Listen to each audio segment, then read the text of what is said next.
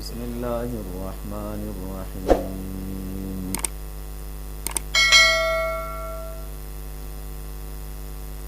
أو كظلمات في بحر لجي يغشاه موج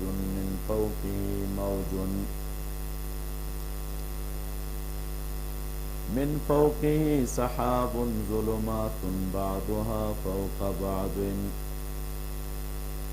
إذا أخرج يده لم يكد يراها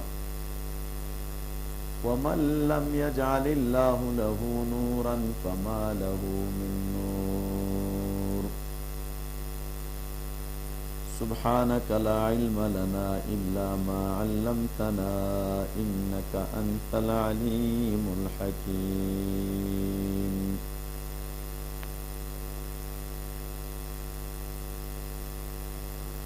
سورة النور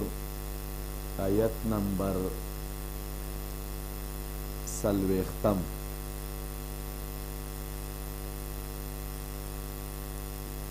مخکې مولوي صاحبانو د مؤمن د زړه مثال ذکر شه دیزی که اوس رب العالمین د کافر حالت ذکر کئی د هغې مثال ذکر کئی فرمائی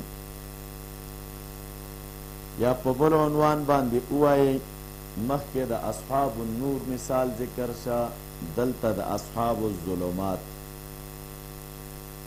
اصحاب الظلمات کې منافقین و او کفار و د منافقینو حال ذکر شه اوس د کفارو حالت بیانوي. رب کریم فرمایي او کظلماتنا یا مثال د دوی پشان د تیارو دی فی بحرن په دریاب ژور کې فی بحر لجین په دریاب ژور کې یغشاه موجون چې پټکړی وي هغه لرا چپې من فوقه موجون د پاسه د هغې نه بله چپه وي من فوقه سحابون د پاسه د هغې نه وریځ وي ظلمات بعضها فوق بعض تیری دی بعض د پاسه د بعضنا اذا اخرج یده ارکل چرا اباسی لاس پل لم یکد یراها نگدی ند چی اوینی اغی لرا ومن لم یجعل اللہ اغسوک چی انگرزوی اللہ تعالی اغلر رنا فما له من نور نو نشتا دے هغه لره استرانا ورلره نشتا. مولی صاحبانو دیزی تراشی تشبیه د مثال څنګه کو یو طریقه دا د تطبیق د مثال دا بحر لجین مراد د کافر زړه دی یغشاه موج من فوقه موجنا مراد غ جهل او حیرت دی. جهل او حیرت چې کوم د دوی په زړه کې پروت هغه جهالت او حیرانتیا چې د کافر په زړه کې پرته ده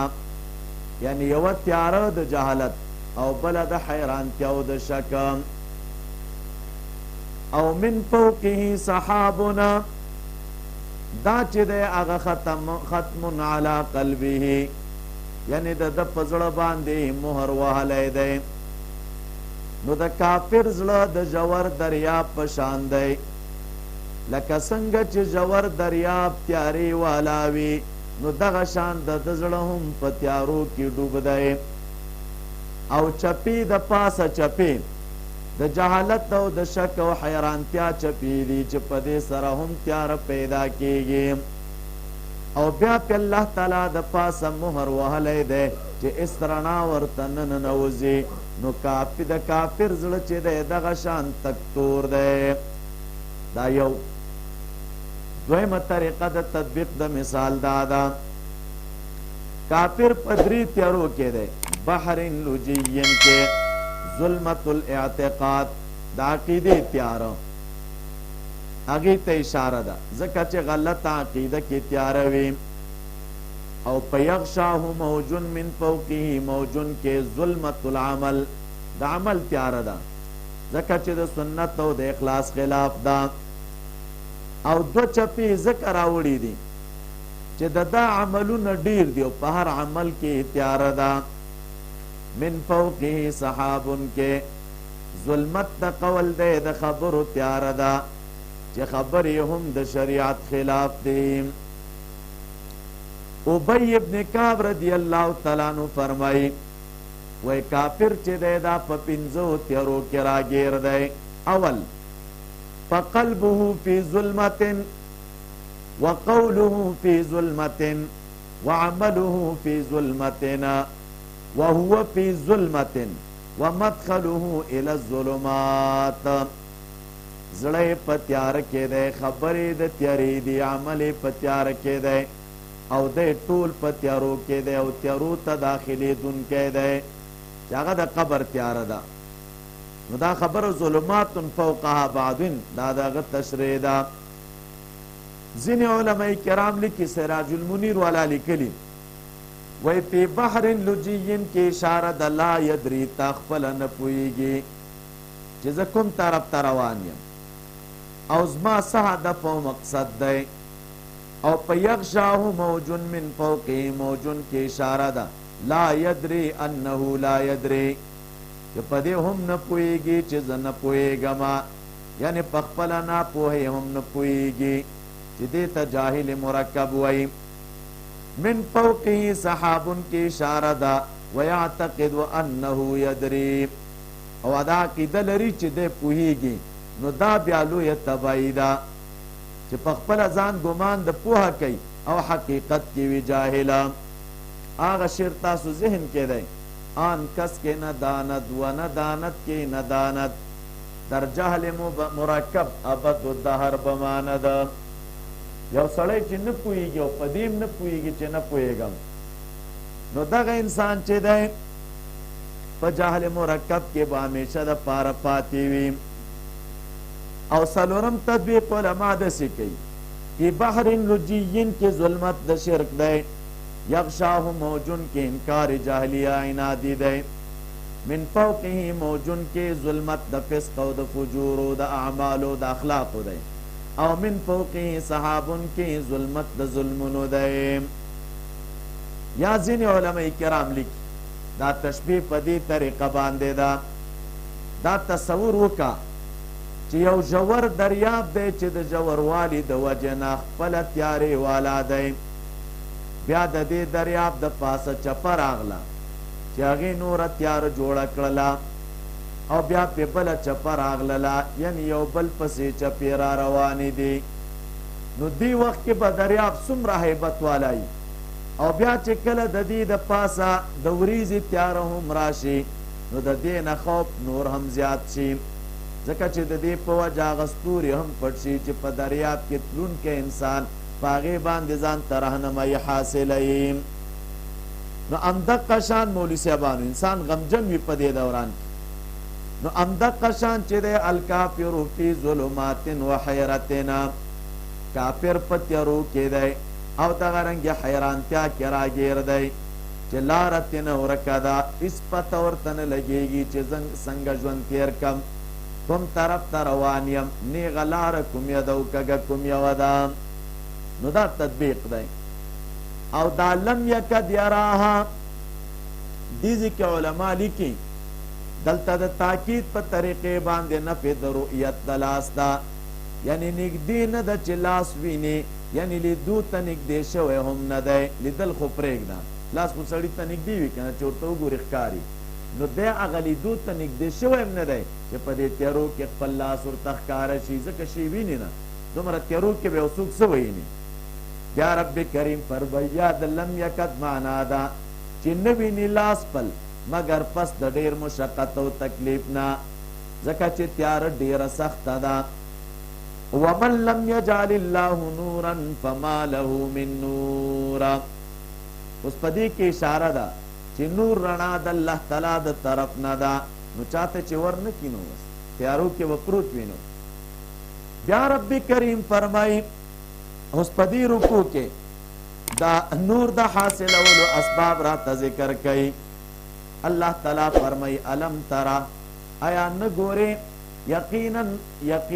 ان اللہ یسبح یقینا اللہ تعالی تسبح وی اغلرا من فی السماوات والارض اغا سوک چی پسمانونو پزمکا کی دی والطیرو مرغان صافات خورون کی دو وزر خپلو کلن قد علم صلاتہو دا طول پیجنی اللہ تعالی منزداغا و تسبیحو تسبیح ویل داغا واللہ علیم بما یفعلون او اللہ تعالی پوها دے پاغا کارونو چی دوی کئی وللہ ملک السماوات او دا اللہ تعالی پہ اختیار کی بادشاہی دا اسمانونو دزمکی دا وإلى الله المصير او خاص اللہ تعالی تورگر زیدل دی علم تر ان اللہ آیا نگوری تچ بیشک اللہ تعالی یزجی صحابا شڑی وریزے ثم یؤلف بینہو بیا یو زیوال راولی پمینز داغے کے ثم یجعلہو رکامن بیا اگرزوی اغی لرلان دے باندے غٹا فتر الوت قنوین بتا غٹ ساس کے دباران یخرج من خلالی چراوزی دمینز داغینا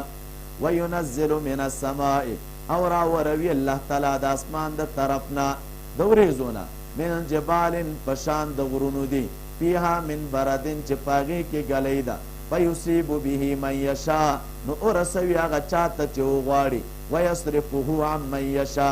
او ویڑی دا آغا چانا چی رب العالمین اغواری بیا چی دے یکادو سنا برقی ہی رب کریم فرمائی نگدی دا چی چمک دا برخنا دا دے چی بوزی نظرون دا دویم علم تر راغے نبی علیہ السلام تا رب کریم اولا بالخصوص او ہر صاحب دا عقل و نظر تا بالعموم خطاب دائم دا چرال کل قد علم صلاتہو و تسبیحہو نو دا کائنات و ہر شتا دا اللہ تعالی تسبیح بیانولو طریقہ معلوم دا یو یا علمہ کی ضمیر اللہ تعالی تراجے دے یعنی دا دی طول پمانزو تسبیحاتو باندے اللہ تعالی پوہا دے التراو بن اسرائیل کے مو کل علم کل علم صلاة اللہ و تسبیحہو الذین امر بہما و بأن یفعلا وللہ ملک السماوات مخی اویل چا اللہ تعالی معبود دا مخلوقاتو دے ندلتوی اللہ تعالی بادشاہ دا مخلوقاتو دے دا اسمانو دزمکی و دا ہرشیم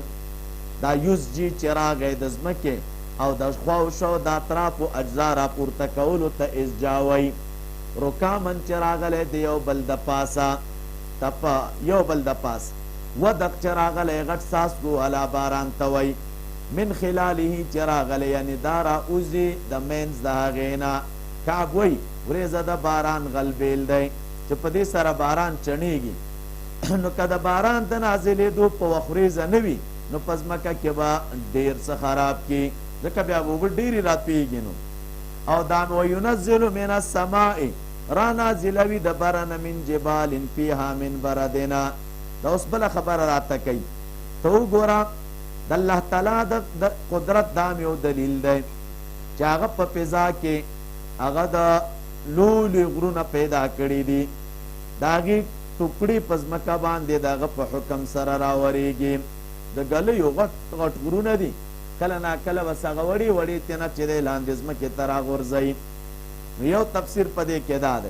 دا چی دا من بردن بیان دے یا بدل دے دا من جبالن یعنی اللہ تعالی دوریزن نازلوی غرونا چی دا غرونا دا گلی دی چی پوریزا کی دی نو پدے کی اشارہ دا چی اللہ تعالی سر دا غرونو پاندازا گلی دی پوریزو کے یو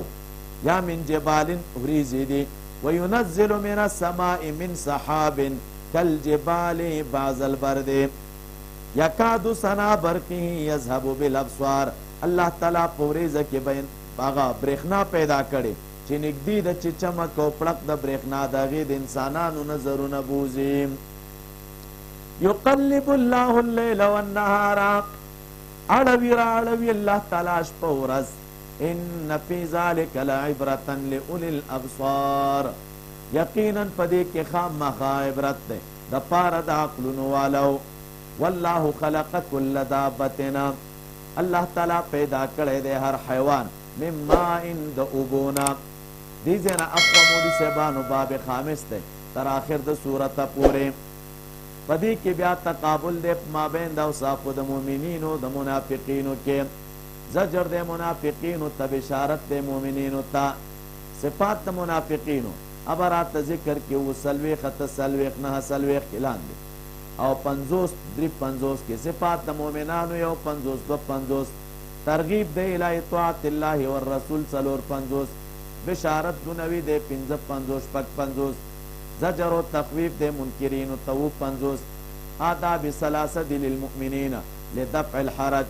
اول مسئلہ د استیزان د للاطفال المراهقین اته 50 کې خلاصه مې مخکې ټول ورته ویلې وه. بیا رب کریم فرمای الله تعالی هغه ذات والله خلق کل دابة، الله تعالی پیدا کړی دی هر حیوان د اوبونه. فمنهم من یمشي، بعضې د دوی نه هغه دي چې ګرځي په خېټه باندې. ومنهم من یمشي، بعضې هغه دي چې ګرځي په 2 پښو. ومنهم من یمشي، بعضې هغه دي چې ګرځي په 4 پښو. یخلق ما یشاء، الله تعالی پیدا کوي هغه چې وغواړي. ان الله علی کل شیء قدیر، یقینا الله تعالی په هر څه قدرت لرونکی دی.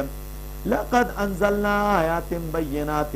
یقینا مونږ چې دی را نازل کړي دی ایتونه وضاحت کوونکي او الله تعالی هدایت کوي من یشاء چرته الى صراط مستقیم،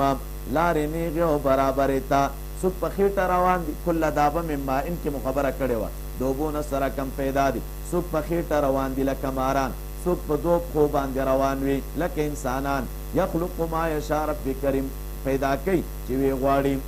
د بعضې ځناورو د 4 نه ډېرې پښې وي لکه زنځ وغیره تاسو وګورئ، یا بعضې بحري حیوانات شته تاسو ککسونو کې لیدلي وي د هغې پښې ډېرې وي. ویقولون آمنا بالله، وی دوی ایمان راوړی دی مونږ په الله تعالی او په نبي علیه السلام. واطعنا، او تابعداري کوو مونږه. ثم یتولا فریق منهم، بیا اوړي یوه ډله د دوی نه من بعد ذلک، رستو د دې نه. وما اولئک بالمؤمنین، او ندي دغه کسان مؤمنان. واذا دعوا الى الله ورسوله، کله چې را وبللی شي دوی الله تعالی او رسول د هغه ته لیحکم بینهم، دې دپاره چې فیصله وکړي په منځ د دوی کې. اذا فریق منهما، نو دغه وخت یوه ډله د دوی نه معرضونه مخ ګرځئ. وان یکن لهم الحق، او که چېرې وي دوی لره فایده دنوي، یأتو الیه مذعنین، راځي هغې ته یقین کوونکي او په جلتۍ سره. افی قلوبهم مرض، آیا په زړونو د دوی کې مرض دی؟ ام ارتابو، که دوی شکیان دي؟ ام یخافونه، یا که یریږي د دې نه چې ظلم به وکړي الله تعالی په دوی باندې. ورسوله، رسول د هغه. بل اولئک هم الظالمون، بلکې دغه کسان چې دی ام دوی ظالمان دي، ام دوی ظالمان دي. کلمات څرګند دي مولوي صاحبانو. مذعنین دا د اذعان نه دی په معنا د منقادین سره او د مسترعین سره، یعنی تابعداري کوونکي او غاړه ښودونکي وي په جلتۍ سره. اذعان الاسراع فی الطاعه، اسراع فی الطاعت دې ته اذعان ویلی کېږي. د همدې وجې نه ځینې علماء کرام دلته لیکي دا ام چې کله په معنا د بل سره شو نو 2 کرته یې راز وشو، نو په دې کې تقسیم ته اشاره ده. هغه په دې طریقه باندې چې دوی چې د الله تعالی او د رسول د فیصلې نه منع کېږي، نو یا به دوی کې خلل او نقصان وي، مرضیان به وي، یا به نقصان په فیصله کوونکي وي. نو په دویم صورت کې دوی په فیصله کوونکي دا نقصان هغه اچوي او هغه ته وایي چې نقصان په تا کې دی، او حال دا دی چې په فیصله کوونکي کې خو نقصان نشته. ځینې علما دا وایي واجب علی کل من دعیه الى مجلس الحاکم ان یجیب ما لم یعلم ان الحاکم فاسقنا. انما كان قول المؤمنین، اوس د منافقانو په خلاف کومو مؤمنانو چې د الله تعالی نیغه لار اختیار کړې ده، نو کله مولوي صاحبانو کله چې دوی قرآن و سنت طرف ته رابللی کېږي د هغې حالت څه شی وي؟ رب کریم فرمایي انما کان، یقینا دی وینا د مؤمنانو اذا دعو الى الله ورسوله، کله چې را وبللی شي الله تعالی او رسول د هغه ته لیحکم بینهم، دې دپاره چې فیصله وکړي په منځ د دوی کې. ان یقولو سمعنا، دا ده چې وایي دوی واورېده مونږه، واطعنا، او تابعداري کوو مونږه. واولئک هم المفلحون، او دغه کسان دوی کامیاب دي. ومن یطع الله ورسوله، هغه څوک چې تابعداري د الله تعالی او د رسول د هغه وکړي. ویخشى الله، ویریږي د الله تعالی نه په تېر شوي ګناهونو باندې. ویتقه، او ویریږي د هغه نه په راتلونکي ګناهونو باندې. فاولئک هم الفائزون، نو دغه کسان هم دوی کامیاب دي. اوس خبر عامه کی عموم طرف دې کې مولوی صاحبانو خشیت ذکر شو، تقوا ذکر شو. دې دوانو کې فرق څه شی دی؟ د دې دوانو په درمیان کې یو فرق دا دی چې په تیرو شو ګناهونو کې د الله تعالی نه ویریدو او هو یتقی ویریدونکي په راتلونو ګناهونو کې یو د تیرې زمانې سره تعلق لري او یو د را روانې زمانې سره. دویم قول علماء کرام دا لیکي یخشى الله معنا د الله تعالی د عظمت نه ویریږي او تقوا متعلق د احکامو پورې، یعنی د الله تعالی نه ویریږي په دې طریقه چې د هغه د احکامو تابعداري وکړي. الفائزون چې راغی د فوز او د فلاح څه فرق دی؟ نو مفلحون کې مو ویلی او مولوي صاحبانو فلاح دا ده چې بنده د شر نه نجات مونده کړي یعنی اور نه، او فوز دا ده چې حصول د مراد وکړي، مقصد حاصل کړي یعنی جنت ته داخل شي. یا علماء کرام لیکي فلاح نیل الخیر والنفع الباقی اثره، یعنی چې خیر او داسې فایده حاصلول چې د هغې اثر باقي او همیشه وي. او فوز چاته ویلی کېږي؟ الخلاص من المکروه مع الوصول الى المحبوبه، د مصیبت نه بچ کېدل او مقصد ته رسېدل، دې ته فوز ویلی کېږي. واقسموا بالله جهد ایمانهم. اوس دې کې د منافقانو هغه لسم صفت راته ذکر کوي. هر کله چې په فرق بیانېدو سره دوی بې اعتباره شو، نو د دې وجې نه منافقانو به نبی علیه السلام ته چې دی د رښتینوالي خبرې کولې چې موږ ته منو چې د الله تعالی پیغمبر یې، قسمونه به یې کول. رب کریم فرمای قسمونه کوي دوی په الله تعالی باندې، جهد ایمانهم مضبوط قسمونه. لئن امرتهما کچیرته حکم وکړې ته دوی ته لیخرجن خامخا دوی به اوځي. قل ته ورته ووایه قسمونه مه کوئ، طاعت معروفه تابعداري ستاسو معلومه ده. ان الله یقینا الله تعالی خبردار دی باغ عملونو چې تاسو یې کوئ. قل اطیعوا الله، ووایه ته تابعداري کوئ د الله تعالی، و اطیعوا الرسول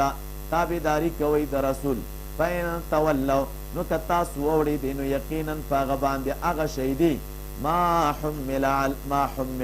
چې په هغه بار کړی شوي دي، وعلیکم ما حملتم او په تاسو باندې دي هغه ذمهواري ده چې په تاسو بار کړی شوې ده. وان تطیعوه تهتدوا او که تابعداري کوئ تاسو د هغه په هدایت بشئ. وما علی الرسول الا البلاغ المبین، او نشته پر رسول مگر رسول ښکاره دی. وعد الله الذین آمنوا، وعده کړې د الله تعالی د هغه کسانو سره چې ایمان یې راوړی دی، وعملوا الصالحات او عملونه یې کړي دي نیکه. لیستخلفنهم فی الارض، خامخا خلافت به ورکوي دوی ته په ځمکه کې، کما استخلف الذین لکه څنګه چې خلیفګان جوړ کړي وو هغه کسان من قبلهم چې د دوی نه مخکې وه. وليمکنن لهم دینهم الذي، او خامخا مضبوط کی دوی لره دین د دوی هغه ارتضوا لهم چې غوره کړی دی دوی لره. او وليبدلنهم، او خامخا بدلوي به دوی لره من بعد خوفهم رست د یرې د دوی نه امنا. یعبدوننی امنا یعبدوننی لا یشرکون بی شیئا، په داسې حال کې چې بندګي به کوي زما، لا یشرکون بی شیئا شرک به نه کړي زما سره، نه به شریکوي زما سره هېڅ شی. ومن کفر بعد ذلک، او چا چې کفر وکړو وروستو د دې نه، فاولئک هم الفاسقون یقینا دغه کسان فاسقان دي. کلمات لیخرجن چې راغی چې دوی په جهاد ته وځي، خو ستا د امر او اشارې په انتظار کې یو، ته خو یې مونږ ته امر وکړه که نه.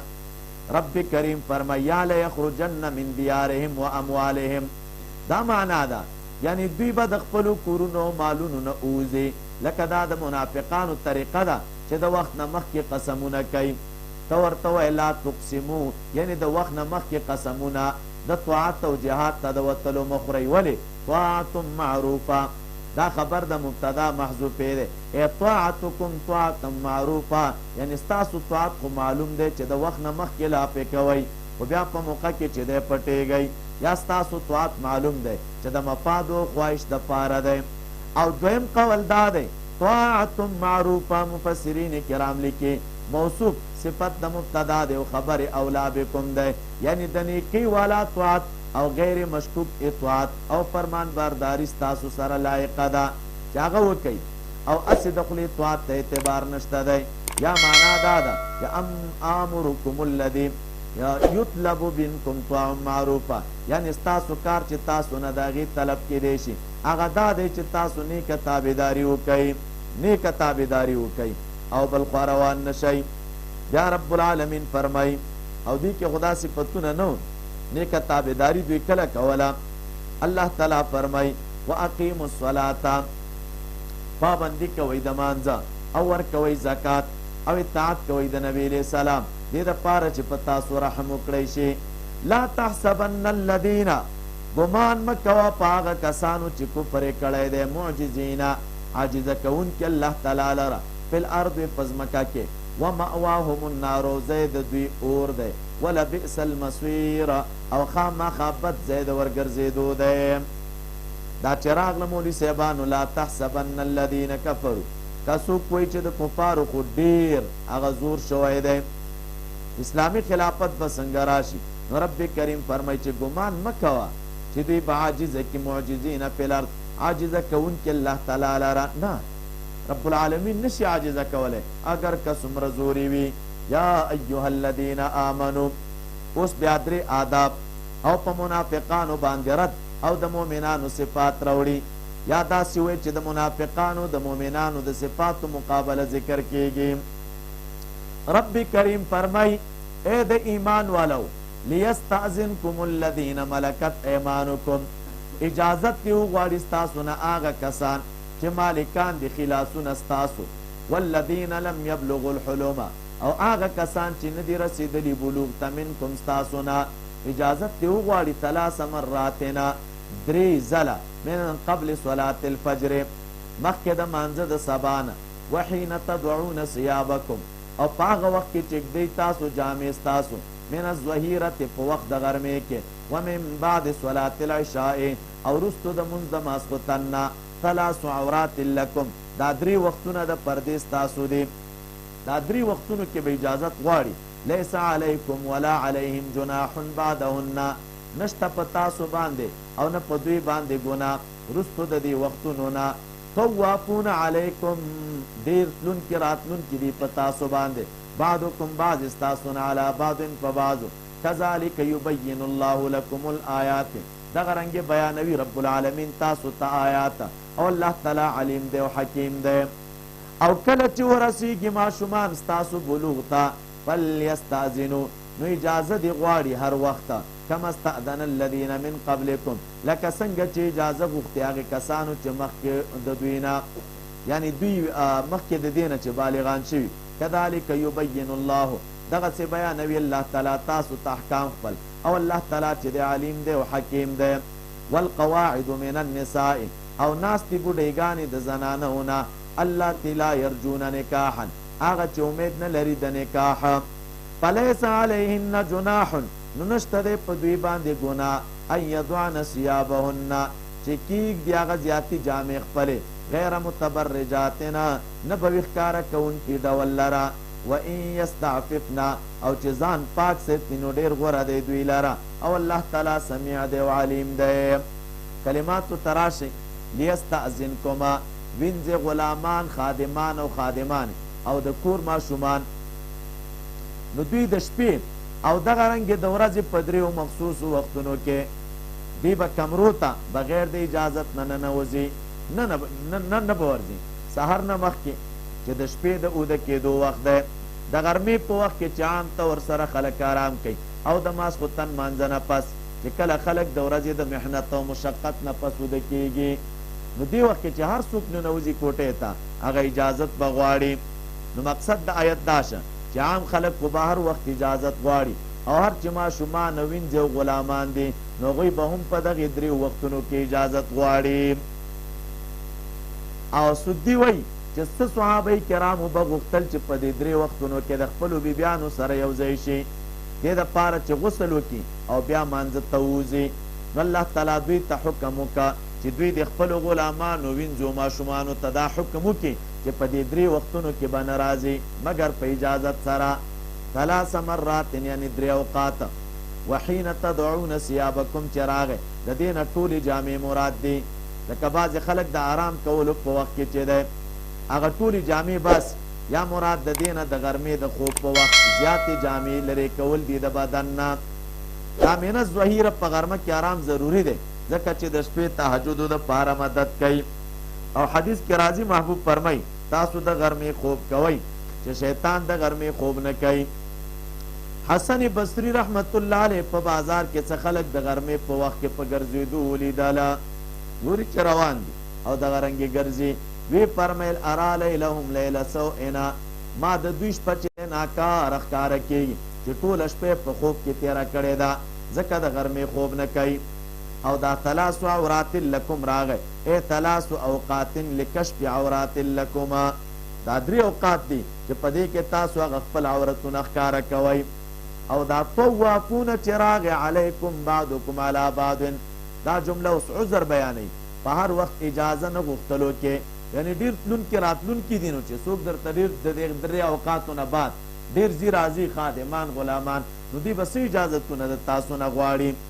و اذا بلغ الاطفال چې راغی دا د مخکې حکم تتمه ده، یعنی کله چې دغه هلکان اولاد بالغان شي نو بیا به هر وخت اجازه غواړي. او د الذین من قبلهم نه مراد هغه خلک دي چې د دوی نه مخکې بالغان شوي دي.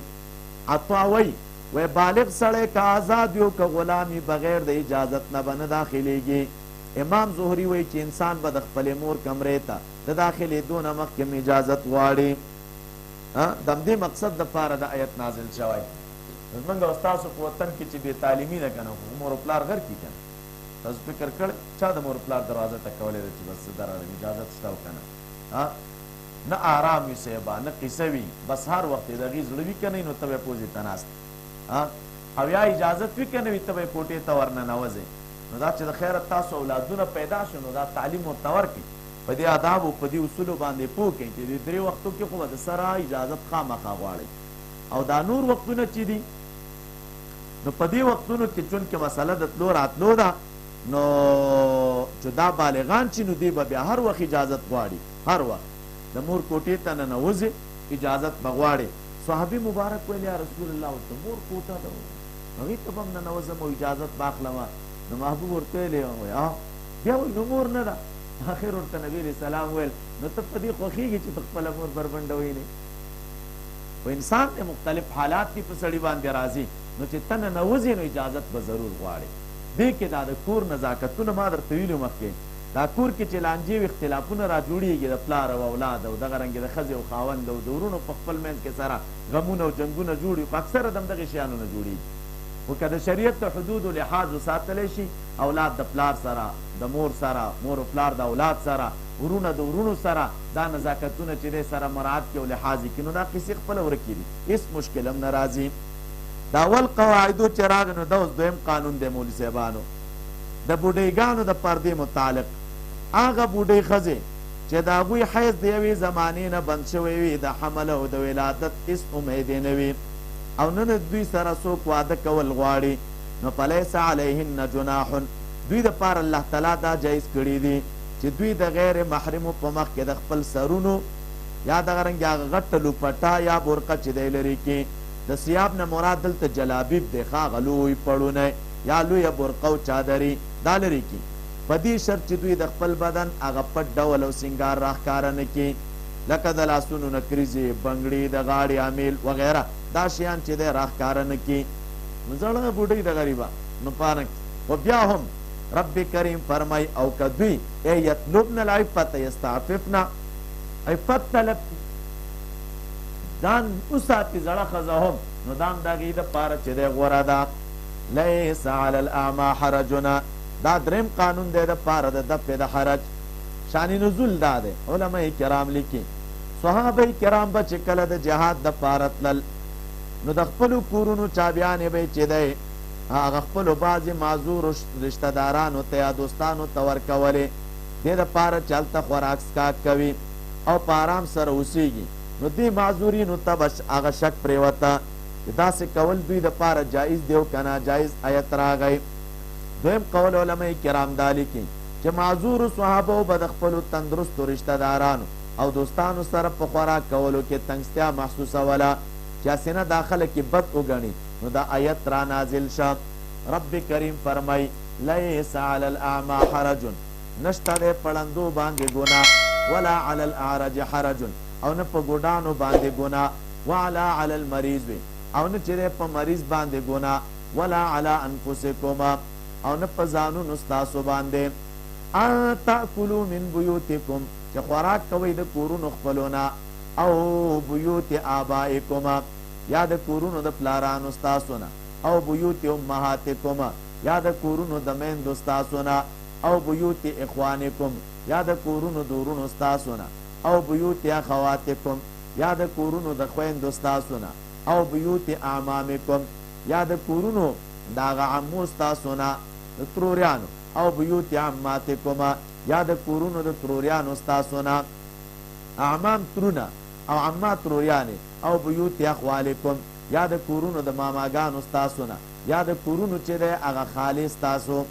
او ما ملکت مفاتحه یا هغه کورونه چې مالک تاسو د چابیانو د هغې او صدیقکم یا د دوستانو ستاسو نه لیس علیکم نشته دی ګناه په تاسو باندې چې خوراک کوئ په یو ځای یا ځان ځان ته او اشتا ته فاذا دخلتم نو چې کله داخلیږئ تاسو بیوتن کورونو ته نو سلام وکئ په اوسېدونکو باندې تحیتا من عند الله پیشکشي د طرف د الله تعالی نه مبارکتا طیبتا برکتون والا او زړه خوشحالونکې کذلک یبین الله دغه شان بیانوي الله تعالی تاسو ته حکمونه خپل لعلکم تعقلون دې دپاره چې تاسو د عقل نه کار واخلئ اوس دې ځای کې مولوي صاحبانو لیس علی الاعما چې راغی د علا په معنا د پی سره دی ای لیس فی الاکل مع الاعما یعنی په خوراک کولو کې د ړوند سره او په اولني صورت کې علا بیا په خپله معنا باندې دی ان تاکلوا من بیوتکم کې د اولاد کور داخل دی یعنی انسان له د خپل اولاد په کور کې بغیر د اجازت نه خوراک جایز دی بغیر د اجازت نه او دا وجه ده دا چې نورې دلته راغله مولوي صاحبانو بیوتکم کې د ښځو کورونه هم داخل دي یعنی خاوند د خپلې ښځې په کور کې بغیر د اجازت نه خوراک کولی شي دې ځای کې دا سوال پیدا کېږي چې خپل کور نه خوراک واسې هم جایز دی نو د دې اجازې ورکولو څه پیدا دې کې مفسرین کرامو لیکلي دلته د بیوتکم تاویل په بیوت الاولاد او بیوت الزوجات سره کېدی شي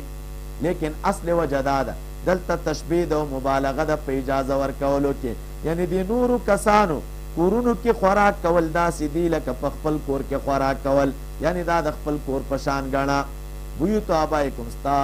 پلار ستا هغه چې بیل او جدا دی او هغه په کور کې نشته دی او ته دغه په کور ته لاړې او دغه رنګې چې دی خوراک کې هلته جایز ده د مور اخوانو دا لاندې چې راغله لورپسې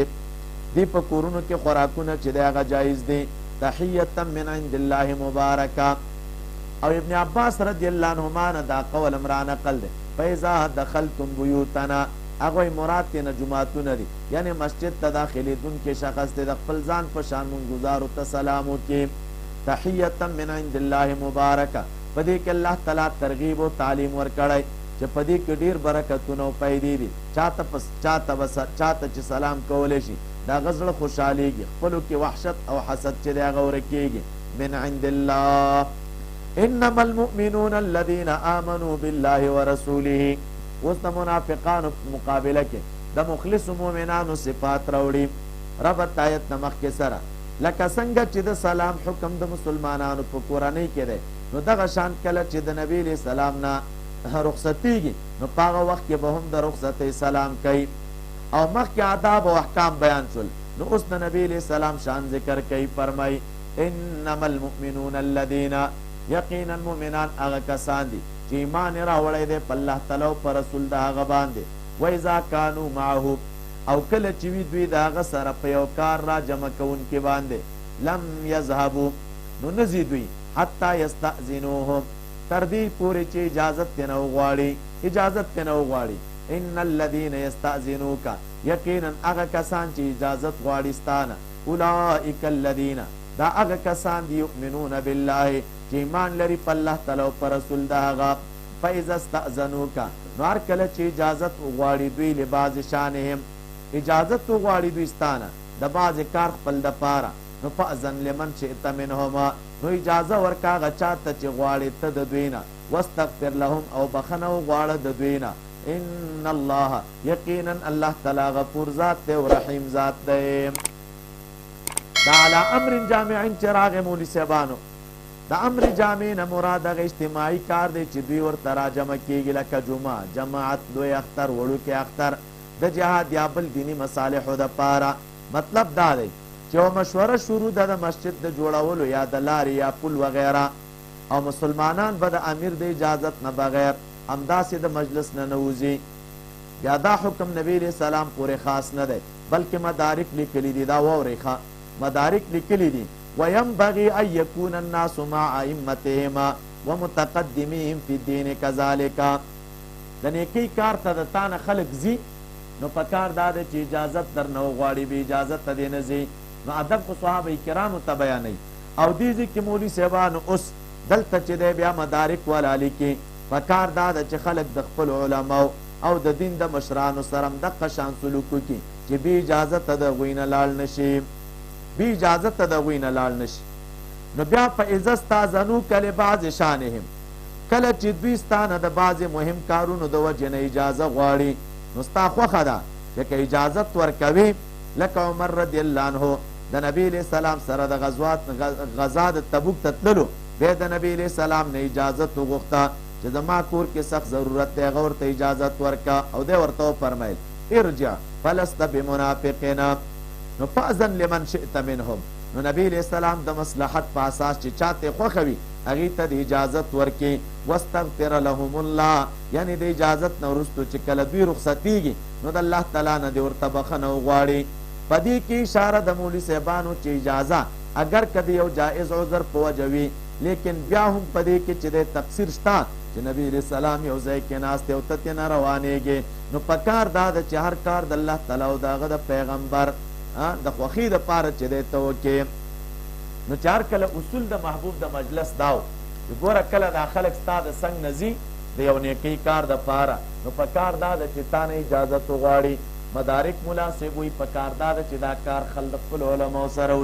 او د خپلو مشایخو سره یې وکړي نو چې یو ځای ته ځي نو په کار دا ده چې د هغې نه اجازت وغواړي. د هغې د اجازت نه بغیر لاړ نه شي. اجازت د شریعت راز دی که نه دې کې ګوره خپل مهم رازونه دي. د طلا چې په کوم شي حکم کړی په هغې کې د مؤمنانو ترقي او د مؤمنانو تربیت وي او د مؤمنانو روزنه دا شیان وي پکې. نو بیا په دغې دوران کې اجازت به غواړي که نه او دا د علماو نه اجازت غواړي نو هغې ته هم پکار ده کشرانو ته چې د خپلو مشرانو نه اجازت وغواړي. خو لیکن دا بیا پکې یاد ولرئ هغه علما هغه مشایخ چې هغې رب العالمین مشرف کړي وي په تزکیې د نفوسو باندې تعامل د هغې د خلکو سره صرف او صرف د رب العالمین د رضا په خاطر باندې وي نه د نفوسو دپاره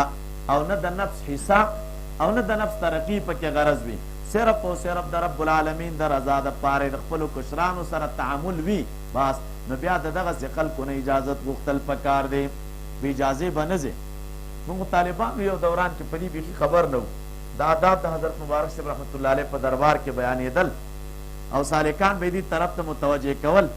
نو پټ تللي وو. نه پوهېږم چې په هغې وخت کې هدایت النحو ویل کتاب و ډېره پخوانۍ زمانه ده نو په دې سور خو پوه نه وو. نو سهار چې دی مونځ وشو نو مبارک به ننوته د اشراق نه بعد کله به خانقاه شریفه کې ناست و کله به کور ته ننوت. نو زه اوس ناست وم نو دومره جرأت مې ونه کړی شو ډېر عجیب روح د مبارک و چې اجازت هم راخستی وای سالکان تلل او نه پوهېدمه چې دلته اوس د اجازت قسم نه خو فکر مې و چې زه نو دی ننوځي کور ته نو خو بیا به زه په خپله مخه ځم. نو کله چې مبارک صاحب رحمت الله علیه کور ته ننوته نو زه راوتم دې وخت کې نو غیر معمولي ټیم و. نو د مدرسې دربار شریف دروازې ته چې راغلم نه یو متشرع دربان و خادم ولاړو نو ما ته وایي چې چېرته ځې طالبه ملزم مدرسې و اجازت یې اخیستی مبارک صاحب رحمت الله علیه نه مال نه نو پوهېدل چې اجازت وخت ونه مبارک صاحب ننوتی نو اجازت یې اخیستی مو ویل چې نه. نو دا خادم ما ته وایي نو چې ته بې اجازې ځې که په لاره کې څه چل در باندې وشي هغه وخت دا ډېره یعنې تقریبا نو زه ورته څومره وایم چې دا اوس 20 کاله مخکې خبره ده تقریبا یا 15 څوارلس دغه نو دومره مودې خبره وایي ډېره پخوانۍ ده وایي که هغې وخت کې ما هدایت النحو ویلې نو که په لاره کې څه چل در باندې وشي نو دا مسله مې ذهن ته راپرېوته جو اجازه هم لکه چې کومه کیسه شته چې باید خلک د مشایخو نه اجازت واخلي لاړ شي ورنه. نو ولې وجه څه شی ده تا چې اجازه واخیستله او یو طرف ته ځې د یو کار پسې نو ګوره د هغې په نظر کې به د هغې په دعاګانو کې به یې دعاګانې به درته کوي نو خدای تعالی به دې کارونه راغونډ او دا چې بې اجازته لاړلې او په خپل سر باندې نو بیا خو کیسې شته که نه داسې ډېر په هغې دربار کې واقعات شته دی چې څوک تللي وو بې اجازې نو هغې ځان سره خیر نه دی راوړی خو شرط مې درته وویلې دا په هغه صورت کې چې د یو دو کسانو په درمیان کې تعلق صرف او صرف د رب العالمین د رضا په خاطر وي نه بنا په نفس باندې دا او نه بنا چې دی په حسد باندې دا اوس وخت کې نو چې اوس وایي هلکه اوس یو پیر صاحب نه اجازت اخلم څه چل دی زم پلانې مدرسې ته درس ویمه هېڅ مشکل هم هلته عذر شرعي نه وي چې زه هلته ځمه درس ویمه نو بس صاحب وځي څه چل دی ولا که داسې ډېره رڼا دې مخې ته ښکاري راته چې روانې داسې ډېر خوندوره کیسه نشته دی نو دې خو خو داسې دا هم ورته وایي نه چې مزه صفا خبره هلته هم ډارېږي چې اوس په دې را باندې بد عقیده نه شي او دا هم ورته سر ځوړند کړي چې رڼا مخې ته نشته ولې نشته دی رڼا مخې ته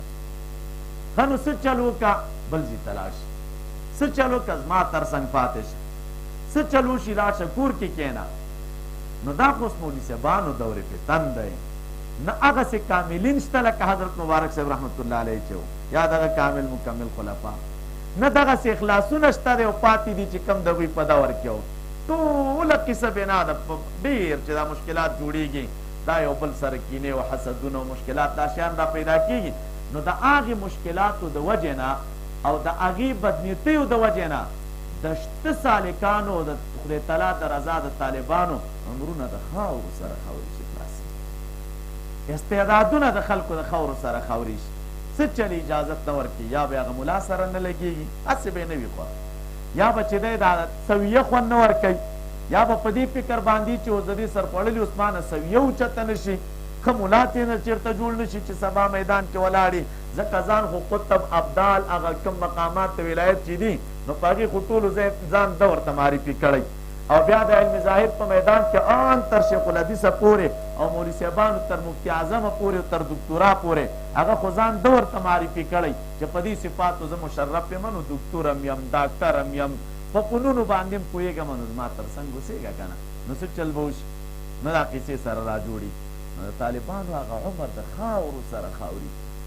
نیست او نابودي کې بېچارهګانه چې کوم د تحصیل دوره د دوی نو په دې دوران کې بس دوی تېنه تاویږي را تاویږي او ملته خپل ځان نه تاوی را تاوی بل خوا تې نه را پرېږدي بس ښه دی او که بد دی پوهېږي او که نه پوهېږي هملته یي نو بله ورځ چې واده وکړي که نه نو بنګړی ورته غاړه کې واچوي قرار کښېنه بیا چېرته درس ویلی شي مصروفیتونه شي او مشکلات شي نو د دې وجه نه امام رباني رحمت الله علیه مکتوب کې لیکلي او مکتوب و د علماء سو په باره کې ښه علماء سو دا مبارک دیزي کې فرمایي غالبا دا مکتوب تاسو ته ما ویلی و مذمت د علماء سو ښه د علماء سو چې زمونږ او ستاسو دا شیخان او صوفیان یاد کړي دغه واله د طریقت خلک نو دوی زر علما د ظاهر ته نه مراد وی علماء سو دا دي خپل ځان ته نه فکره مستثنا کړي او سره د دې نه چې مسله د صفاتو د صفت ته وګوره تاسو وګورئ د مبارک لیکلي دي دې ځای کې دا یو مستقل عنوان لیکلی په مذمت د علماء سو باندې بد علما هی هی دی مبارک فرمایي وی په دې پوه شه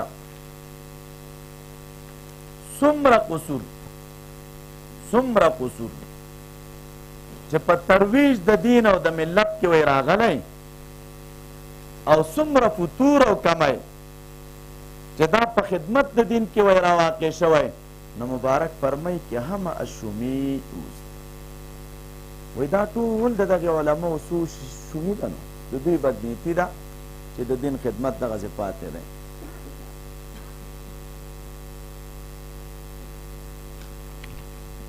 دا حواله راایستلې خو دا ډلوله کړې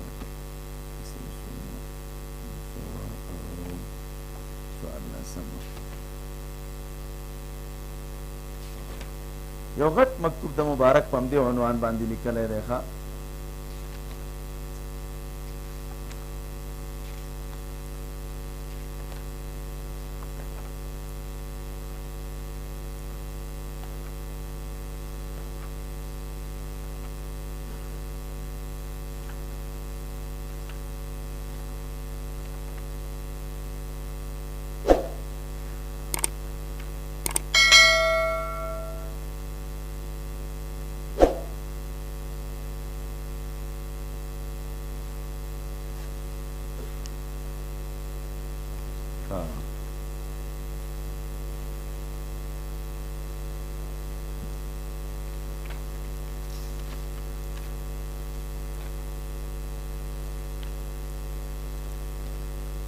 داینه دا 33 نمبر مکتوب دی ښا 33 نمبر مکتوب دی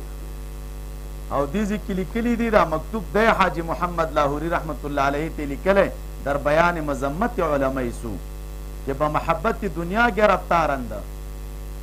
دا مکتوب لیکلی دی په مذمت د هغه بد علماو کې چې کوم هغه د دنیا په محبت مبتلا دي دنیا خو سر خوړلې چې موږ ذکر شرطنه روپۍ ته اخلو کنه روپۍ نه یادوي دا ټول دنیوي خواهشات پکې دي و علم را وسیله حصول دنیا ساخته و در مدح علماء زهاد که از دنیا بے رغبت گشتاند نو بیا مبارک فرمای اعلان دی اوږده قصه کړې ده و علما را محبت دنیا و رغبت دران کله په چهره جمال شان است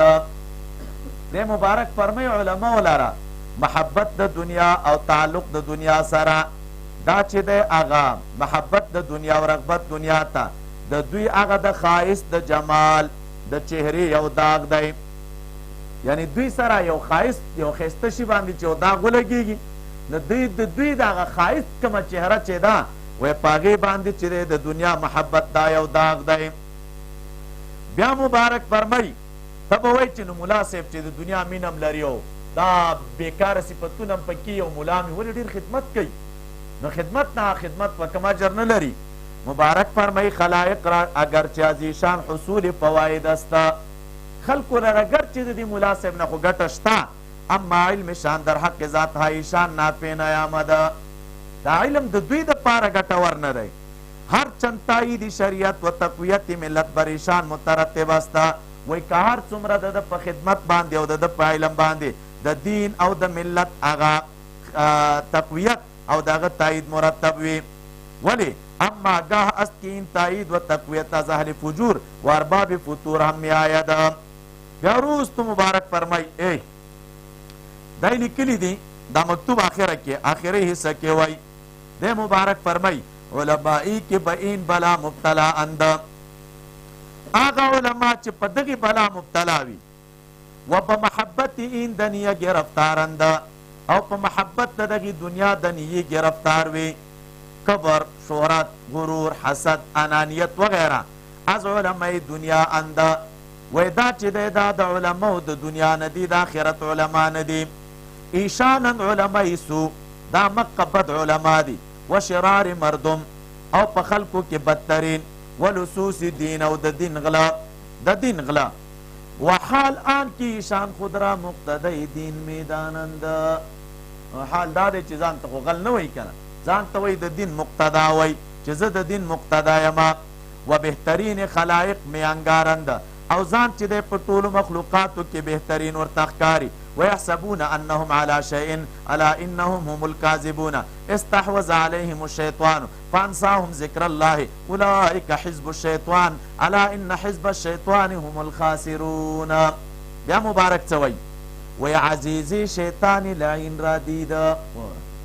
یو صوفی وی په کشف کې شیطان ولید ناستو شیطان سره لقا راغله کشف نو چې شیطان سره لقا راغله گوری چې دا شیطان کې فارغ نشسته است و از تدلیل و اغوا خاطر جمع ساخته کل ناسته خلق نه گمراه کوي خاموشي ده وی دی صوفي تینا پوښتنه وکړله آن عزیز سر آن پرسیده د دې سر او راز تینا وپوښته چې ستا کار خو د خلکو گمراه کول دی دا اوس غلی ولې ناست خاموشه ولې وی ده ورته په جواب کې ویلې وی ده ورته ویل گفت که علماء سوی این وقت در این کار با من خود مدد عظیم کردند و مرا از این مهم فارغ ساختند دی علماء سو ما سره په دې خلکو گمراه کولو کې غټ کومک کړی که نه او زه د خلکو نه فارغه کړیم د دې کار نه زه غلی ناست یم او دوی لګیا دي درګرده از ما وظیفه دوی مخې ته وړي مبارک فرمای دي ځکه وګوره ښه والحق درین زمان ګوره دی خپله زمانه یادوي د نن نه څه د پاسه 400 کاله وړاندې ده مبارک وی والحق در این زمان هر سستی و مداهنتی که در امور شرعیه واقع شده است و هر سستی و مداهنت چې چې په امور شرعیو کې واقع ده و هر فتوري کې در ترویج ملت او هر فتور چې په ترویج د ملت کې راغلی او د دین کې ښکاره شوی دی هم الشومی علمای سو استا و فساد نیات شان استا د دوی نیتونه فاسد دي او د دوی شومتیا ده دا د دین خدمت ځکه په ټپه ولاړ دی او که د دوی نیتونه جوړ شي او د خدای تعالی د رضا طالبان شي نو بیا مولوي صاحبانو دا مشکل نشته دی ښه نو څومره فتور او تقصیر چې نن موږ او تاسې د دین په خدمت کې وینو او په ترویج د ملت کې وینو نو دا بل شی نه ده دا صرف او صرف د دې علمای سو هغه بدنیتي ده او د هغوی د هغې بدو نیتونو ثمره او انجام دی نو سړي ته خو جړا بیا حدیث کې راشي چې څوک ګډوډ وي خو ګډوډ وي چې د ځان په غم کې اخته خو صرف د ځان په غم کې اخته دی اخلاص او یو سړی چې د تزکیې د عنوان لاندې بیا دا کار کوي درګرده لګیا دی غټه ډلې مخې ته کېنولې ده چې راځئ ستاسو نفسونو تزکیه کم توجه درته وکړمه چې نفسونه مو د رذایلو نه پاک شي او خپله په دغې عظیمو بلاګانو مبتلا دی کبر پکې دی حسد پکې دی غرور پکې دی محبت د دنیا پکې دی محبت د جاه و جلال پکې دی هسې پلن پلن روان وي او دغه رنګې مولوي صاحبانو نور بېکاره خویونه پکې دي نو چې یو سړی خپله په دې بلاو مبتلا دی نو د بل نفس نه به دا بېکاره صفتونه سره کمبوي تاسو فکر وکړئ چې چېرته کښېنئ زه کله ملګرو ته یم پخوا چې به سالکان کښېناستل ښایسته تسبیح به ورسره وي کې به ناستل نه په اثبات به شروع شیخان به کښېناستل مشران صوفیان دوی به کښېناستل نو په مجلسونو کې به د رب العالمین ذکر کېده او د الله تعالی د یووالي خبرې به کېدلې د دې لارې علوم و معارف به بیانېدل اوس په سلو کې الا ماشاءالله 98% چې دوه سره یو ځای شي بازار د غیبت کوي